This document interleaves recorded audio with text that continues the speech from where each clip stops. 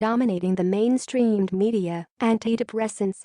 More specifically, do they actually work? The global debate on this issue was kick-started earlier this year when British author Johann Hari published his book, Lost Connections, uncovering the real causes of depression and the unexpected solutions.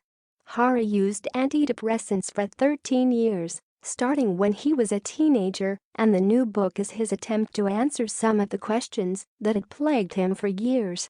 In particular, what causes depression? And why did antidepressants not cure my depression? Lost Connections was launched to a fanfare of endorsements from celebrities, including musicians Elton John and Brian Eno, political activist Naomi Klein, and even Hillary Clinton. It posed a radical question: is everything we know about depression wrong? It suggested radical solutions. For these reasons, the work immediately sparked controversy. The antidepressant debate.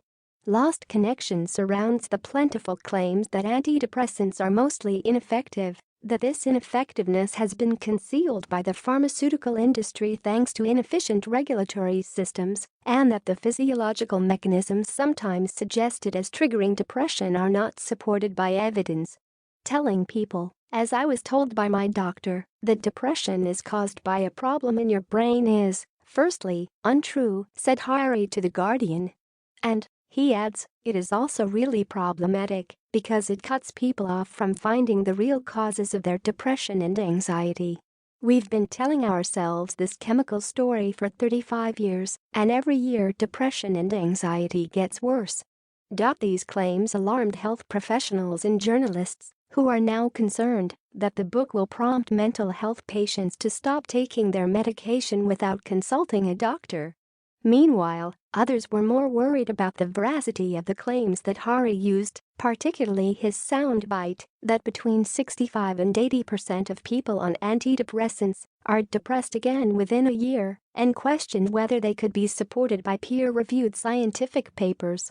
Though Lost Connections has definitely struck a populist nerve, critics of Hari are quick to point out that this is only his second major work following a career-threatening plagiarism scandal in 2011, which forced him to withdraw from the public eye for an extended period.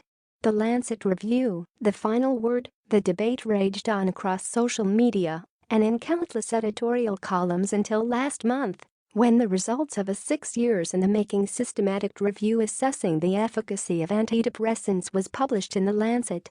The review assessed all of the scientific data, both published and unpublished, that researchers from Oxford University in the United Kingdom could find.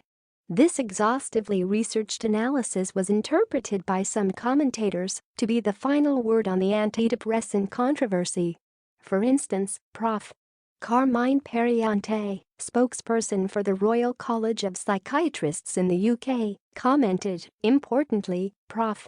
Periante adds, the paper analyzes unpublished data held by pharmaceutical companies and shows that the funding of studies by these companies does not influence the result, thus confirming that the clinical usefulness of these drugs is not affected by pharma-sponsored spin. The review does acknowledge that the short-term benefits of antidepressants are, on average, modest, but it concludes that all of the 21 antidepressants studied are more effective than placebo for the treatment of major depressive disorder in adults. Some drugs were discovered to be more effective than others.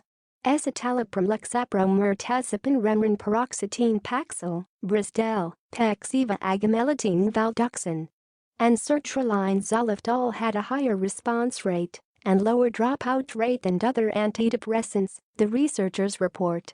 The paper's authors draw particular attention to the global burden of depression. It affects around 350 million people and is becoming more common, with substantial increases in the number of depressed people since 1990, which are thought to be driven by an expanding and aging population.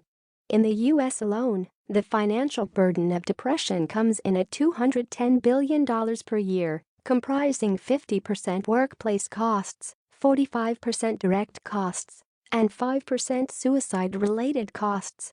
We don't know how antidepressants work. Most of the antidepressants that were included in the study belong to a class of drugs called selective serotonin reuptake inhibitors SSRIs. They are thought to work by raising levels of the neurotransmitter serotonin, but the researchers admit that evidence to support this mechanism of action is not definitive. Really, no one quite knows exactly how antidepressants work. Serotonin has been linked to maintaining mood balance, appetite, and motor, cognitive, and autonomic functions. Since the late 1980s, low serotonin levels were thought to be a main driver of depression. But this position has been questioned, and not just by Johann Hari. In 2015, Medical News Today reported on an editorial published in the BMJ from a prominent critic of SSRIs called Prof. David Healy. He argued the idea that depression is caused by low levels of serotonin and that SSRIs restore serotonin levels is a myth originating in pharma marketing. The Oxford-based researchers argue that more research and newer, more precise antidepressants are required, admitting that the identification of new molecular targets has been made difficult precisely because of the lack of clear evidence on how antidepressants work. The lack of research assessing the long-term use of these medicines has led to some concerns that antidepressants may contribute to unacceptably high health risks compared with their modest benefits. Can antidepressants raise early death risk? Recently, MNT looked at a study suggesting that common antidepressants may drastically increase the risk of mortality. The team behind this study, at McMaster University in Ontario, Canada, conducted a meta-analysis of 16 studies involving a total of around 375,000 participants. They found that people taking antidepressants have a 33% higher risk of premature death compared with people who aren't.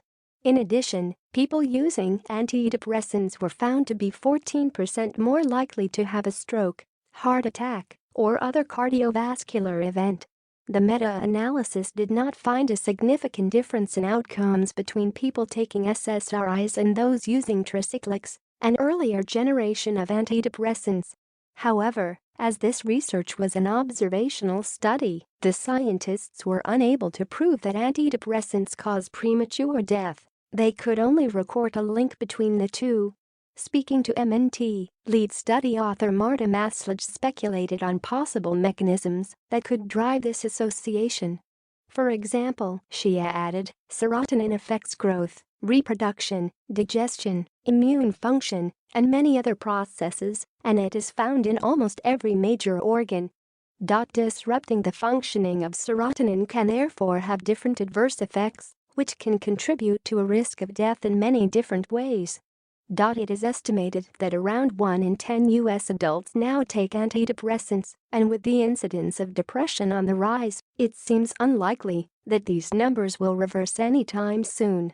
It is also unlikely that the intense debate over the role these medicines play in our society will die down or become any less controversial despite the new data. But one thing that all voices, from Hari to the research teams, in this debate firmly agree on is that if you are taking antidepressants and you are concerned about their effects, you should not stop taking them without consulting your doctor first. Always speak to your